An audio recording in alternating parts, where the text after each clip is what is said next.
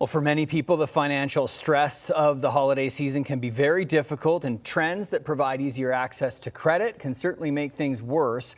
Alex Bierman from the University of Calgary joining us this morning. Alex, thanks for taking time for us. Let's just start with what the data tells us about the level of stress this time of year. Well, people are definitely feeling a lot of stress from the financial situation. I think what's important to remember here is a couple of things. First of all, inflation does not go away.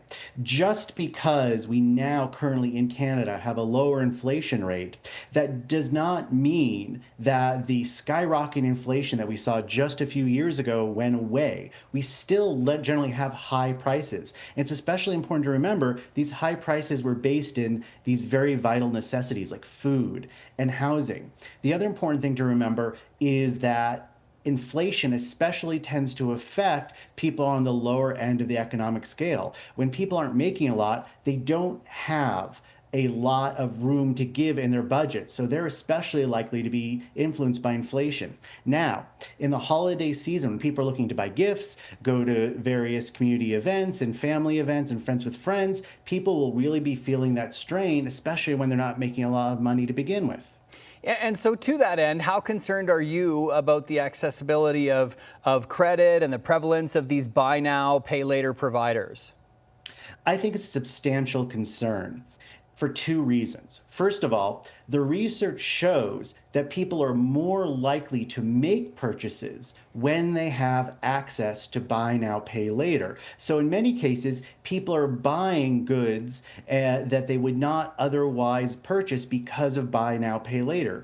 Additionally, though, research shows that people tend to spend more with buy now, pay later. So even if in the moment buy now, pay later is helping people obtain the goods that they need, there's going to be an economic cost for them personally down the road. Where's the pressure coming from, Alex?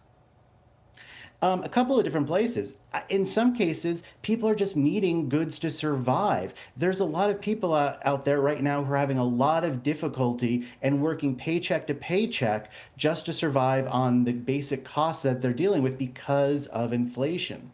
But the other thing is, right at this time, there's traditions. People feel connected to others by, for example, giving gifts, taking part in family events, that sort of thing. So there's definitely a certain amount of pressure to continue to connect with others, and purchasing various goods is often a part of that and staying connected to other people. And so how do we avoid sort of getting trapped, in this trap of going beyond our means this time of year? I think it's really important to remember what we're really looking for.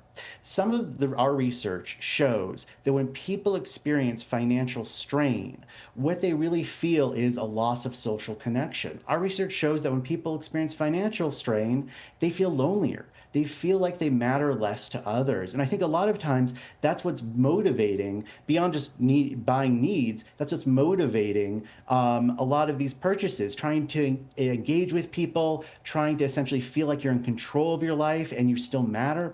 I think that's what's really important. Try to engage in activities with people where you still feel like you matter to others and you don't have to buy these goods to do that. And I think it's really important that we all reach out to each other.